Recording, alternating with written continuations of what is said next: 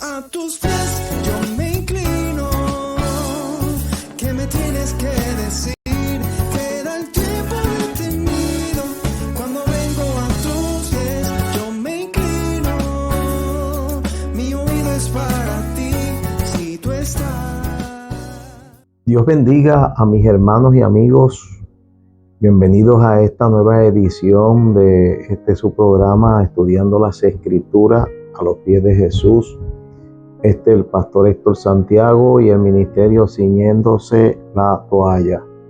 Qué bueno que ya estamos para trabajar lo que es el libro de Apocalipsis, que bueno, yo creo que nos va a coger unos viernes de este año poderlo terminar. Pero lo bueno es que podemos estudiarlo y podemos estudiarlo poco a poco. Recuerda que por ahí está el email y por ahí está el WhatsApp. El WhatsApp no es el mío personal, pero también hay amigos y hermanos que conocen mi WhatsApp personal. Cuando tú tengas dudas, sencillamente escríbela para que me dé la oportunidad de prepararme y que yo pueda pues decir algunos elementos o aclarar algunas cosas, que no se convierta este estudio en lo mismo que hemos escuchado un montón de veces, aun cuando hay un montón de cosas que son las mismas, porque no podemos inventarlas. Hoy vamos a estar en la segunda parte del capítulo 1, la lección número 2. Ya en la lección número 1 hicimos una introducción al libro, y en estos primeros 5 o 6 capítulos vamos a ir verso por verso. Después pues vamos a ir temáticamente trabajando con algunas cosas pues que queremos enseñar y analizar. Vamos a orar. Te damos gracias, Señor. Te pedimos auxilio en esta tarde y ayuda, y te pedimos bendición para aquellos que puedan estar conectados y que puedan ver este video en algún momento de esta noche, de la semana, tal vez hasta de meses, pero que tengan una experiencia linda, Señor, cuando lo reciban y cuando lo escuchen y lo vean. Gracias te doy en el nombre de Jesús. Amén, amén y amén. Y aquí sí que hace falta libreta, lápiz y Biblia. Aquí sí que usted tiene que anotar y tiene que estar pendiente y recordar, sobre todo recordar. Hay gente que me dice, es que a mí yo no retengo nada. El retener es un elemento que está dentro de lo que a ti te interesa. Cuando a uno le interesan ciertas cosas, pues efectivamente las recuerda con más facilidad. Así que yo también tengo la misma situación que todo el mundo, que tengo que hacer mi esfuerzo por memorizar y por recordar aquellos elementos que yo haya dicho aquí. La semana pasada, cuando estuvimos la parte final de lo que fue nuestra clase, estuvimos hablando de la visión que en el capítulo 1 hace una introducción de Jesús y al apóstol Juan en el día del Señor, que estaba allí en Patmos. Dice que estaba en el día del Señor, estaba en ayuno, estaba en oración, estaba buscando del Señor, saber y hasta cuándo estaría allí o cuál sería la voluntad de Dios para él. Y entonces tiene una revelación del Hijo de Dios, de Jesucristo, una revelación maravillosa, que si tú pues quieres saber de ella, pues vete y mira el capítulo o la lección número 1, quiero decir. Y entonces ya en el verso 11 aproximadamente, él dice, escribe a las 7 iglesias que están en Éfeso, en Asia, que son Éfeso, Esmirna, Pérgamo, Tiatira, Sardis, Filadelfia y la Odisea.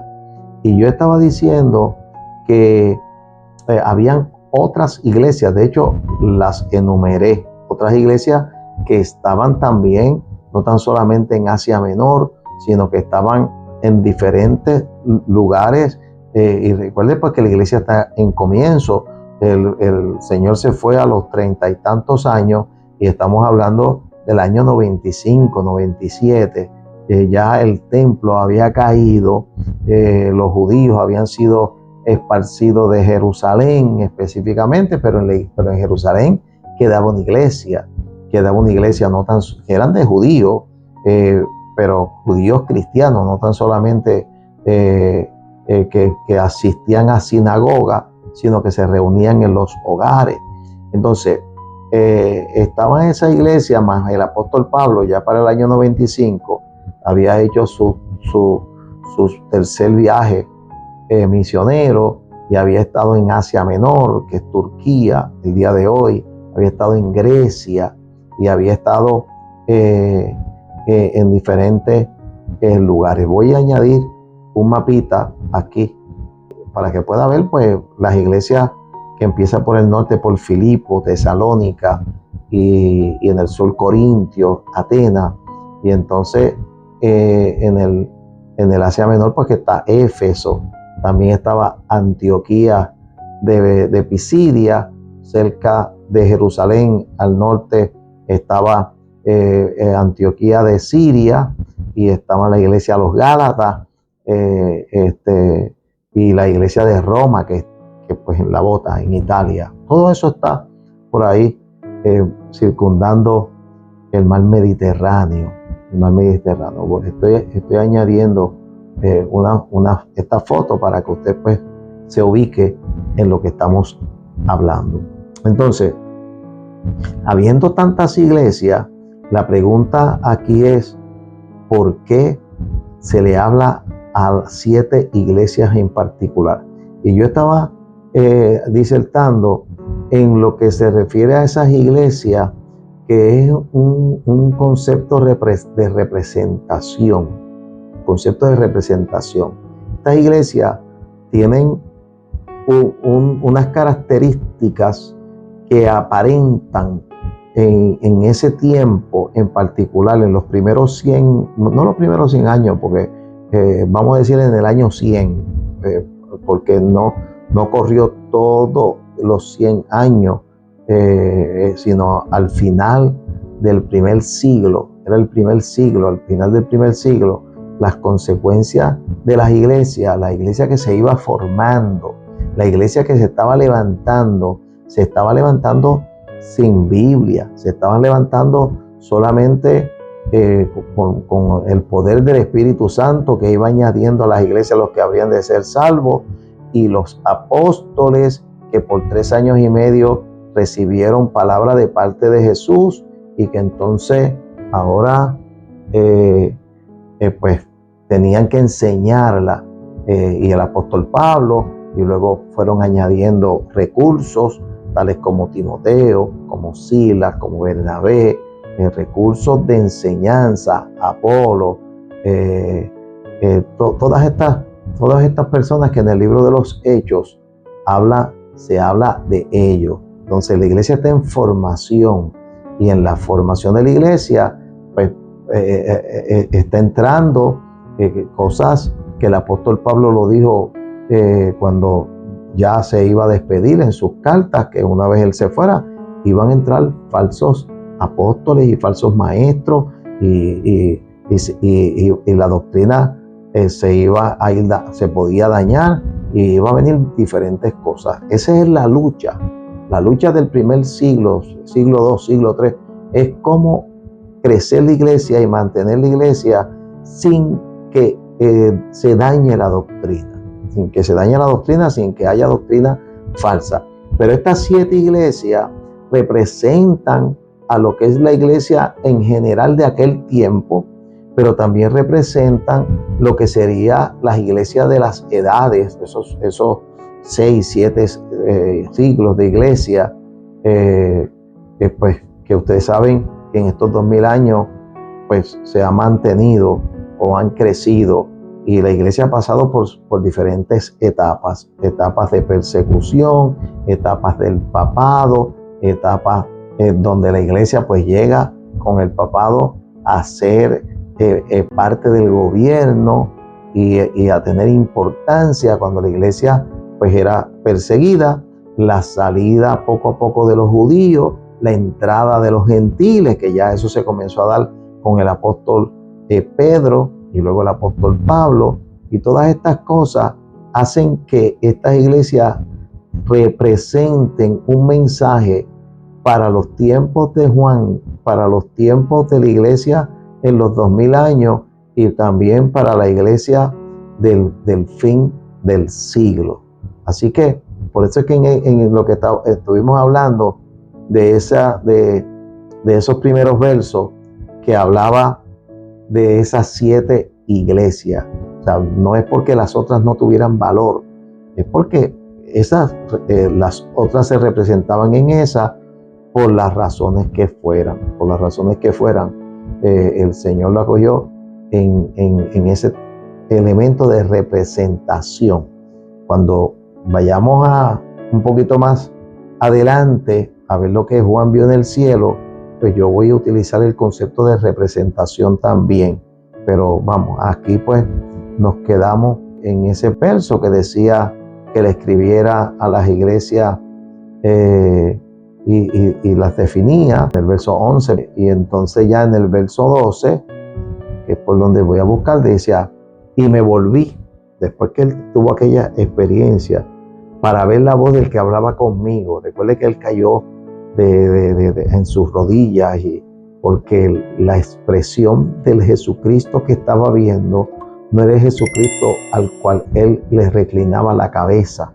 Ahora está viendo un ser especial, un ser divino, un ser con unas connotaciones divinas poderosas. Entonces dice, y me volví para ver la voz que hablaba conmigo, y vuelto vi 7 candeleros de oro. Yo le voy a poner una laminita para que usted vea 7 candeleros de oro. Necesariamente no son los que él vio, esos son los que vi yo, ¿verdad? Porque yo no puedo determinar que específicamente 100% es, pero para que usted tenga una idea y para el que no pues, no tiene idea de lo que estamos hablando, pues tenga algo gráfico. 7 candeleros de oro. Dice, y en medio de los 7 candeleros, a uno semejante al Hijo del Hombre. Mire esto. Ya Juan tuvo una experiencia con Jesús. Se lo acabo de decir en los primeros 10 versos, como lo vio refulgente, vio sus pies que brillaban, vio sus ojos, su voz, su cabello blanco, tenía un cinto, una ropa larga. O sea, ya lo había visto, pero ahora él comienza a ver una visión, o el Señor comienza a mostrarle una visión, y en la visión él ve, fíjese que la está describiendo en el verso 13, y dice, en medio de los 7 candeleros, que él ve 7 candeleros, y yo quiero decir que el número 7 tiene una representación o un significado de totalidad, que cuando se dice 7 candeleros o cuando se digan 7 iglesias, pues se está hablando de en Apocalipsis el número 7 representa la totalidad, el 100%, el todo, la perfección en que es todo, no queda nada afuera. Entonces él ve esos 7 candeleros, que entonces pues esos candeleros tienen una representación que la vamos a decir ahora, pero en el medio ve a uno semejante al Hijo del Hombre, en la figura de lo que él está mirando, vestido de una ropa que llegaba hasta los pies y ceñido por el pecho con un cinto de oro. Su cabeza y sus cabellos eran blancos como la blanca lana, como nieve, sus ojos como llama de fuego, y sus pies semejante al bronce bruñido, refulgente como en un horno, y su voz como estruendo de muchas aguas. En la Biblia, el Hijo del Hombre es Jesucristo. Ya eso es un título. Y eso es un título que se relaciona al Mesías. O sea que cuando Juan sabe que cuando él está escribiendo y dice a uno semejante al Hijo del Hombre, lo que está diciendo es que es semejante a Jesús, es semejante al Jesús que él conoció, pero que entonces tiene esa connotación o ese brillo, eso que salía de él, que era lo que le daba terror, porque la santidad de Dios siempre, siempre, siempre para el hombre le pone en aprieto y le da terror, porque usted y yo no podemos estar en la misma onda que Dios. Por eso es que usted ve que en la antigüedad los hombres grandes como Gedeón, como Moisés, como Josué, y los que tuvieron experiencias chocantes con Dios, dice que caían al suelo y decían: he aquí que soy muerto, he aquí que soy muerto, porque mis ojos han visto a la gloria de Dios. Isaías, todos estos hombres no querían encontrarse con la gloria de Dios. No somos nosotros los que, como no sabemos, siempre estamos buscando, que yo quiero ver, que yo quiero estar allí en las enramadas de Pedro. Si usted estuviera allí o yo estuviera allí, vamos a tener problemas.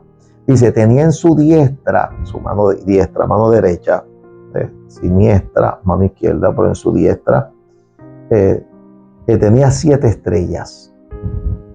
Y de su boca salía una espada aguda de 2 filos, y su rostro era como el sol cuando resplandecía en su fuerza.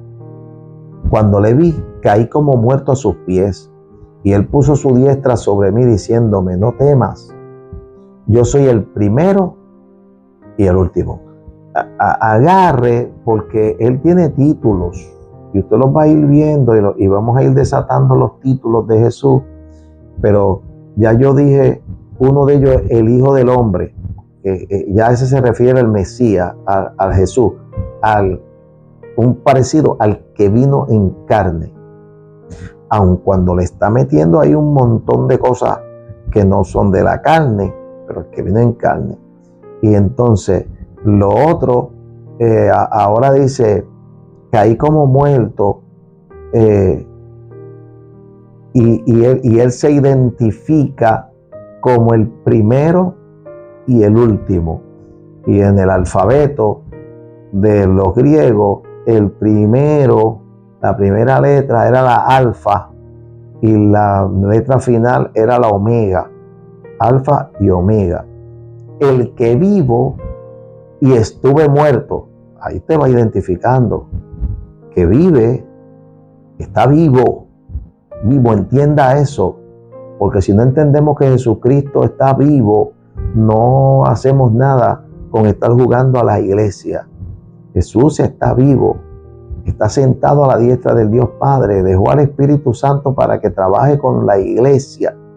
Y aun cuando Él es la cabeza de la iglesia, el Espíritu Santo es el que mora en la iglesia, en nuestros corazones, y es el que trabaja, mueve todo en la iglesia. Por eso una iglesia que no está llena del Espíritu Santo es una institución más, o como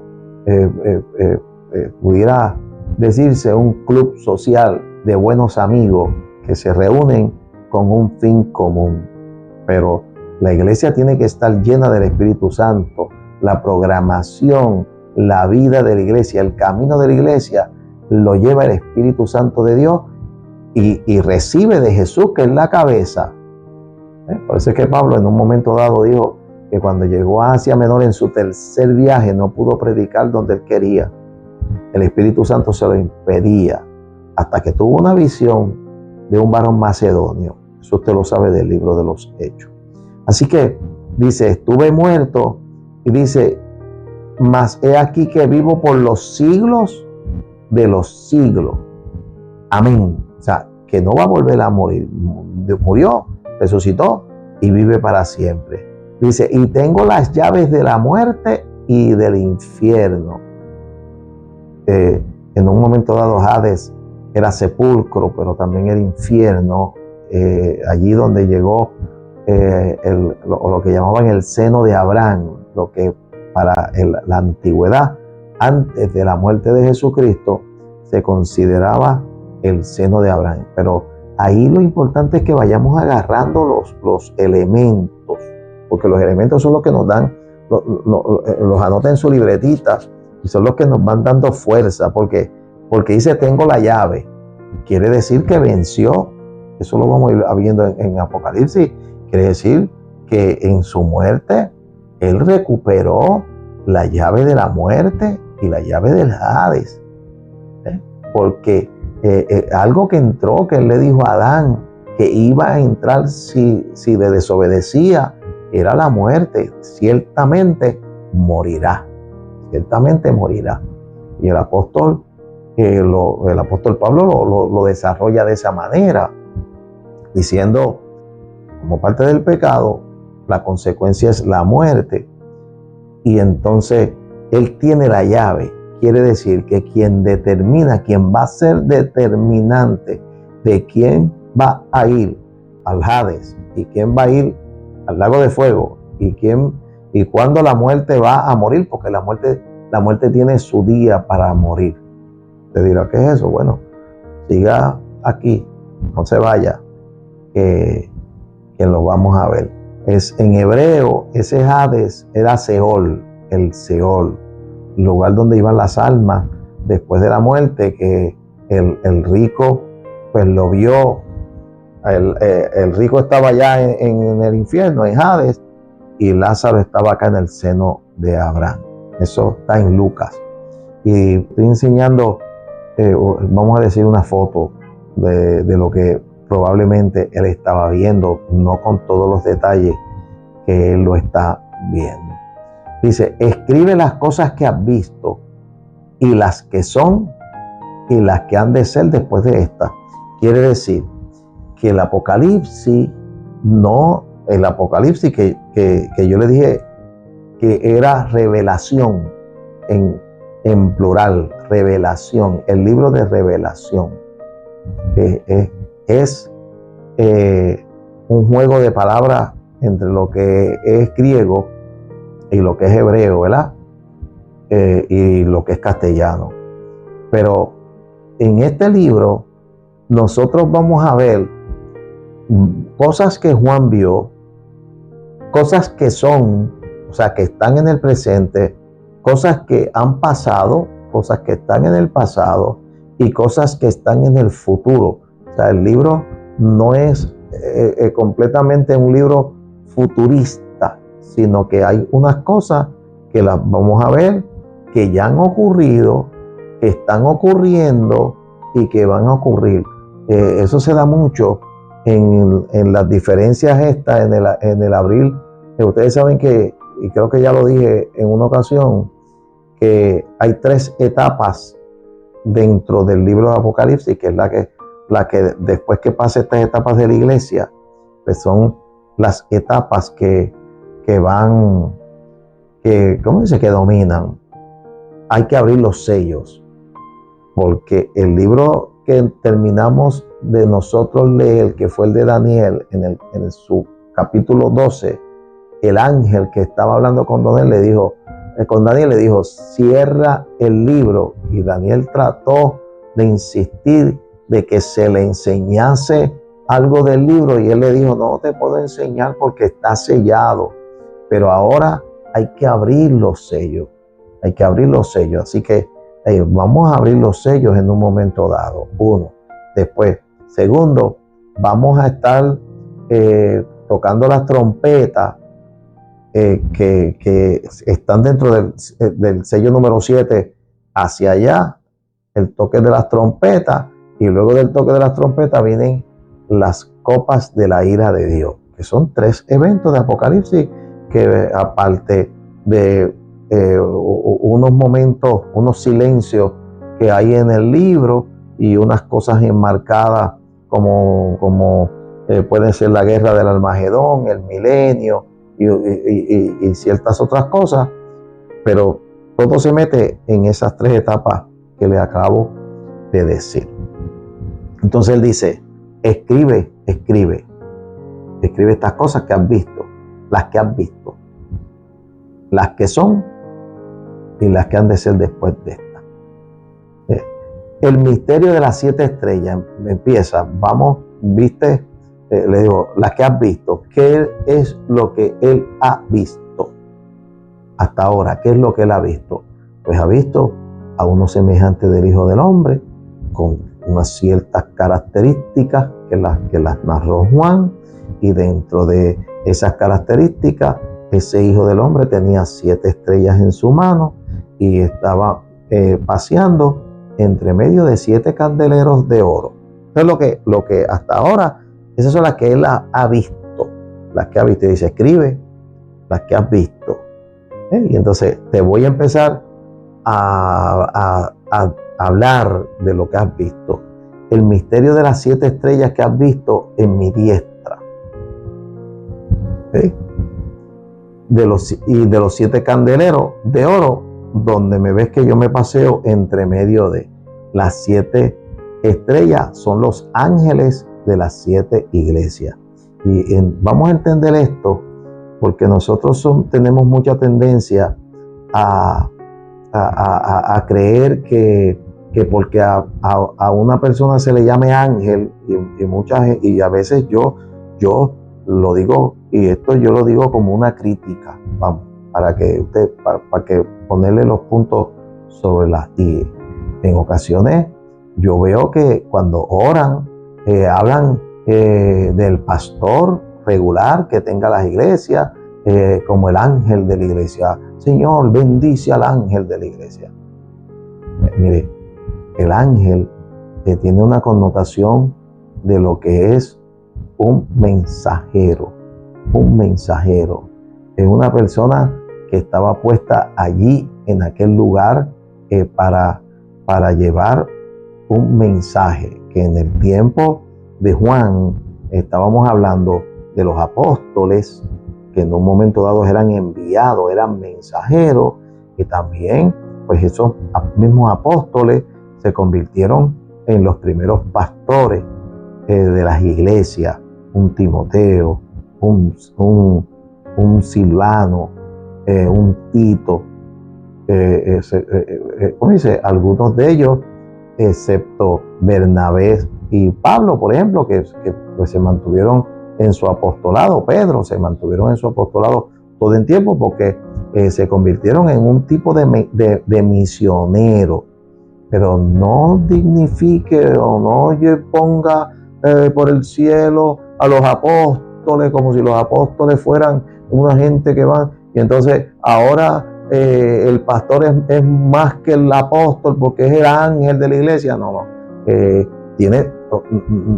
es que usted, ¿cómo dice? No lo vea como un ser o una persona a la cual Dios ha llamado, a la cual Dios le ha puesto responsabilidad, a la cual Dios va a bendecir, a la cual Dios pues va a respaldar. Obvio, si lo llamó Dios, si Dios no lo llamó, Dios no tiene ningún compromiso. Aunque dentro de la iglesia Dios va a seguir bendiciendo, porque la iglesia es de Jesucristo y a Dios le interesa que las cosas de Dios, que la iglesia vaya adelante, que la gente se salve y que la gente cambie y que la gente vaya adelante.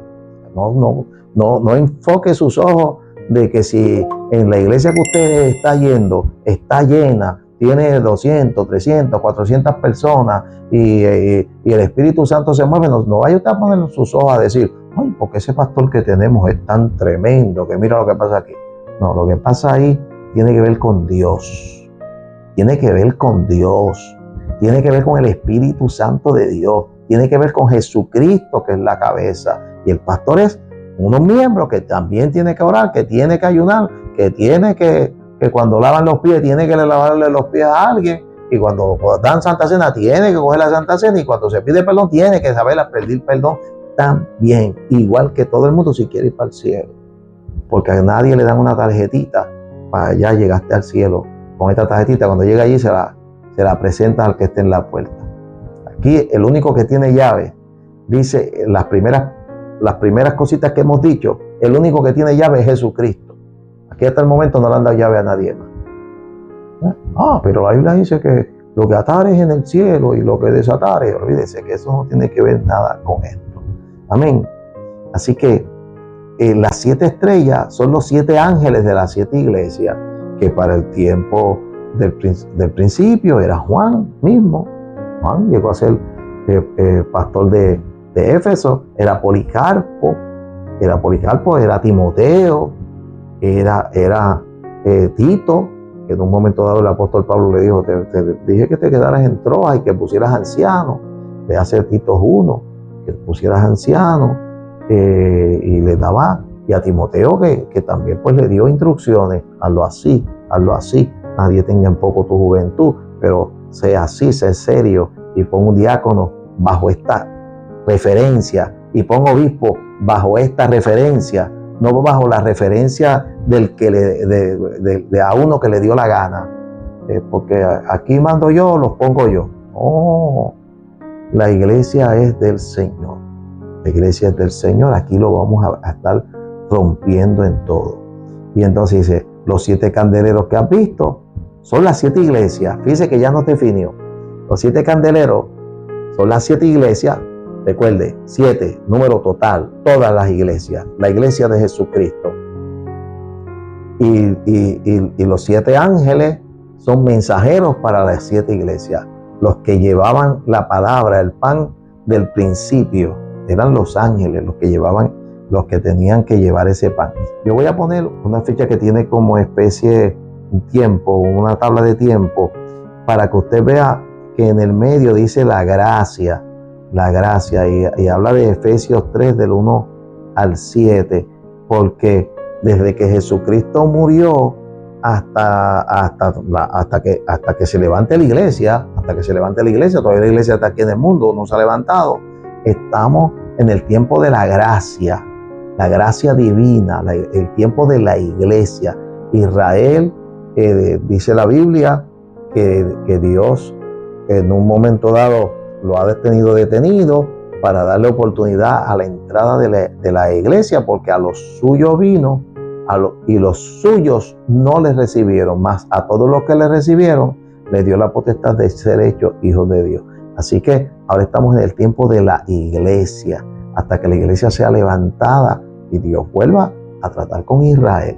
Pero aquí lo vamos a ver en Apocalipsis, y lo que quiero es que usted se ubique que en ese tiempo de la iglesia pues tenemos que ir hablando de la iglesia, de lo que tiene que ver con todo lo que es parte de la iglesia, y entre eso pues el capítulo 2 y el capítulo 3 del libro de Apocalipsis habla de la iglesia, de las 7 iglesias esas, a que se le mandó una carta a los pastores, a los ángeles, a la manera de hablar, ¿no?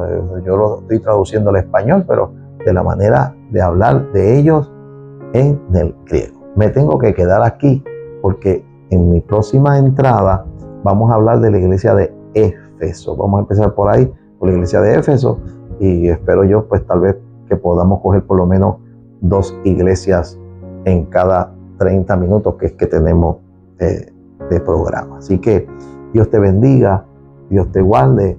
Recuerda, like, importante. Segundo, si tú le das a la campanita cuando nosotros enviamos el file a YouTube, a Facebook, donde sea que tú te registras, ahí te manda una notificación. Tercero, comparte con otros. No tengas miedo, comparte con otras personas, Habrá quien no le guste y me borra y lo elimina, y cuando lo ve lo borra y lo saca. Eso es válido también. Pero habrá otros que lo vean y se edifiquen. También es válido en el Señor. Te damos las gracias, Señor. Te pido, Señor, que tú, oh Dios, aleluya, nos ayudes. Que tú estés con nosotros, Señor. Que tu gracia, tu poder, la manifestación poderosa de tu Espíritu sea entre nosotros, y que nosotros, aleluya, tengamos y nos vayamos poquito a poco poniéndonos al día en donde estamos parados como iglesia. La iglesia del siglo XXI, que aparenta será la última iglesia antes de que nos vayamos en el rapto contigo. Te doy gracias, Señor, en el nombre de Jesús. Amén, amén y amén. Dios te bendiga, Pastor Héctor Santiago y su familia. Búscanos todos los días en YouTube y en Facebook.